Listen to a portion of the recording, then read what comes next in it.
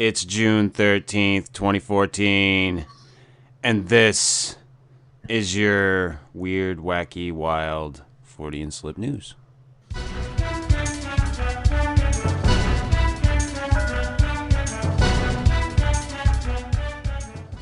Our first story comes from the HuffingtonPost.com. Alexander Imich is dead. He was the oldest living man and a paranormal expert, and he died at 111. Alexander Imich, who was recently declared the oldest living man, died on Sunday in New York at age 111, according to reports. Born February 4th, 1903 in Poland, Imich and his wife, Wella, or Vela, whatever, fled the country in 1939 when the Nazis took over. In Russia, they refused Soviet citizenship and were sent to a gulag, according to the New York Times. When he emerged from the camp after World War II, Imich learned that many of his family members had perished in the Holocaust. The couple emigrated to the United States in 1951.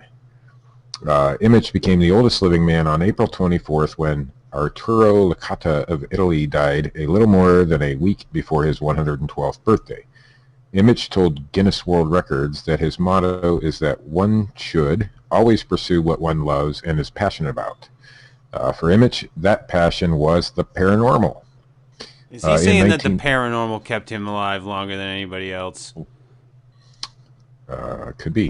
In 1995, at the age of 92, he published a book on the subject called Incredible Tales of the Paranormal, documented accounts of poltergeists, levitations, phantoms, and other phenomena.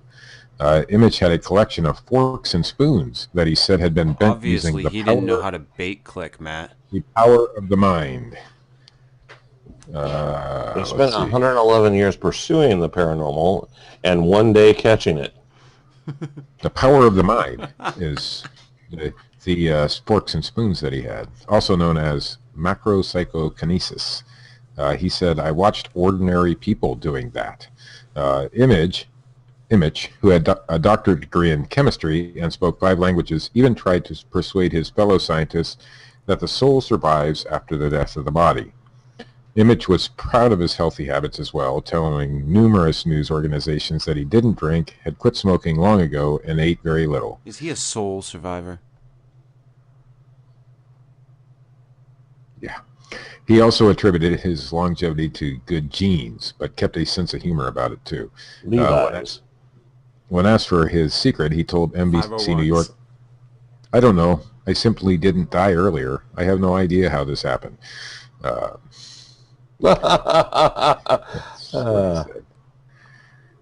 oldest living... researching himself now?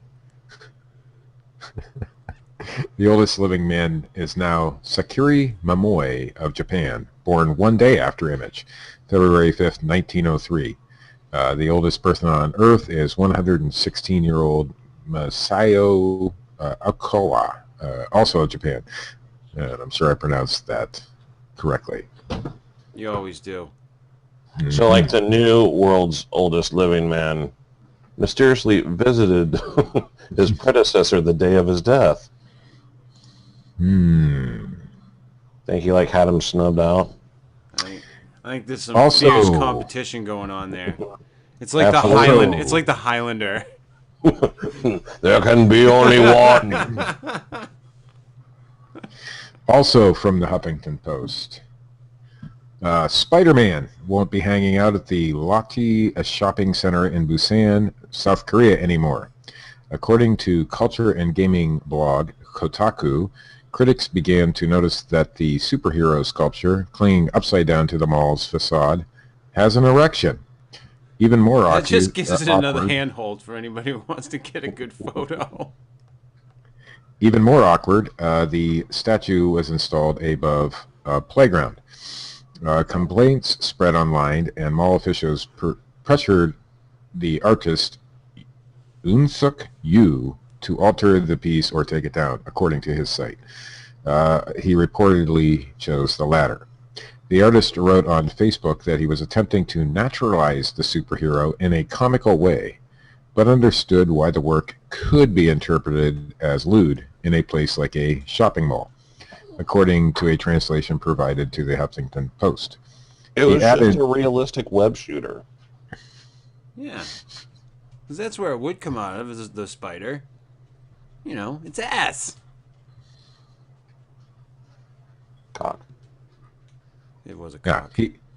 Yeah. Mommy, why is Mrs. Rogers riding the Spider-Man sculpture? He added that he was disappointed, but would reach the public with better work next time. The installation had been up for about a year. One pop culture blog couldn't resist poking fun. Is it his spider sense tingling, or is he just really happy to see you? Well, the picture of the thing, though, he's actually inverted, facing outward on the wall. So he's like upside down, like thrusting his hips forward, and there's this spider cock. He's just like pushing his cock forward, presenting it. Yeah. It's like he wants it framed.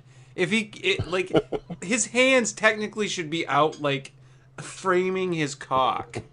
Yeah. He should like be forming an X, doing that whole thing. From the mirror.co.uk, a woman who had sex with dolphins during lab experiments speaks out for the first time. Your kind of girl right here, Matt. A woman who had sex with a dolphin as part of a scientific study has spoken out for the first time. Who does that? This woman. Margaret Howe Levat. Is that like what happens whenever you reply to those ads you see in the newspaper? Like, medical testing student want, get paid $20 an hour. During the swinging 60s, get a dolphin penis stuck inside you. Animal researcher Margaret Howe Levat was part of a NASA-funded experiment on the U.S. Virgin Islands to teach the intelligent sea creatures how to speak English. In 1963, she helped turn a house into a domestic dolphinarium by flooding it with knee-deep water where researchers could study the animals from their home. It was there she met Peter, an adolescent dolphin she described as sexually coming of age. As the two bonded, their relationship soon progressed to a more physical level. Margaret said, Peter liked to be with me. He would rub himself on my knee, my foot, or my hand, and I allowed that. It wasn't uncomfortable as long as it wasn't too rough. In the beginning, I would put him on the elevator and say, you go play with the girls for a day. It was just easier to incorporate that and let it happen. It was very precious and very gentle. Peter was right there. He knew that I was right there. He put his Peter right in me. But unfortunately, Peter couldn't turn a hoe into a housewife. Margaret claims this became a regular part of her studies as she tried to teach Peter to speak English. She added, it was sexual on his part. It was not sexual on mine. Sensuous, perhaps. It would just become part of what was going on, like an itch. Just get rid of that. We'll scratch it, and we would be done and move on. A little different. I was there to get to know Peter, and that was part of Peter. But what started with 60s idealism would spiral into darkness of the decade. The experiment would end in tragedy, and for years after, there would be rumors of the dolphins suffering drug abuse with LSD tests. What the hell were they doing? If you're trying to get a dolphin to fuck you, then you might need to give it some drugs. And a scandal over the nature of Margaret's relationship with Peter. Margaret said, I've had a good bunch of letters from people asking if they could interview me, but I've not done any of it. A new BBC Peter got hooked on smack. A new BBC documentary, The Girl Who Talked to Dolphins, will be screened at the Sheffield Documentary Festival on Wednesday, June 11th. That's not the right title. Surprisingly, it's not the first time a human has forged a sexual relationship with a dolphin. Malcolm Brenner, 63, had a 6-month sexual relationship with Dolly the dolphin at an amusement park in Florida in 1971. And as always happens with inappropriate relationships, the woman got off and the guy got put in jail. He was told how the female mammal came onto him while he was in the pool with her. I was drunk one night. They then waited until the water park had closed for the day, and her male companion had been put away before, well, getting it on. They put him, like, right in front of the Mills cage. Like, yeah, look what I'm doing. And it helps if I have my earphones plugged in. And in our final story from yourdailyjournal.com, from Red Springs, wherever the hell that is. After the disappearance of 2 goats, evidence of attacks on his cows, and some mysterious late-night howls, James Newton believes he has found the culprit. The Chupacabra, a creature many experts don't believe exists. Newton, you guys set this up completely. Newton, who owns a farm with his wife, Vanessa, on Dixie Road, had been noticing Steve, are you saying there's a happenings Chupacabra? I'm just reading the news story. Oh, okay, I'm just checking. Had been noticing unusual happenings since taking over the land more than a year ago, including the unexplained loss of 2 goats in December, and discovering his cows with bloody ears that he believes were evidence of a creature trying to bite the animals. On Monday morning, Newton... Coyote. I know a Chupacabra hunter. It's a good thing, too.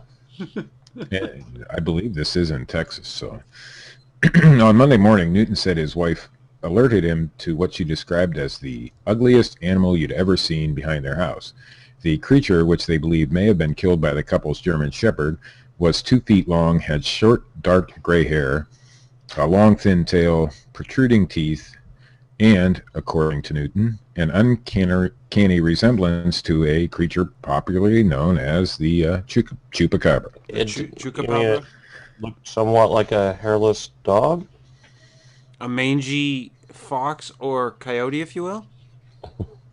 I looked it up on the internet before I called anyone, and sure enough, if you look it up online, you'll see this looks exactly like the Chupacabra people have been spawning, Newton said. What do you know? On the internet, a man actually shot one on his porch. Chupacabra is a Spanish word that literally translates to goat sucker. Reports of the creature can be traced back to Puerto Rico in 1994 when 8 sheep were reportedly attacked and drained of blood. Since 1994, a consensus has been formed on how the creature supposedly looks, among those who have claimed to have caught the creature in the act. And that, fellas, is the news. Except for the Chupacabra story. That was my favorite story. Listen, Matt, are you saying that the Chupacabra is not real? I'm not saying the Chupacabra is not real. I'm just saying nobody has seen one or provided any evidence of one as of yet. Hey, and the one Chupacabra hunter that we know, he doesn't think about the Chupacabra. Not at all. Never. So that Spider-Man thing was up for a year before anybody... Shut up!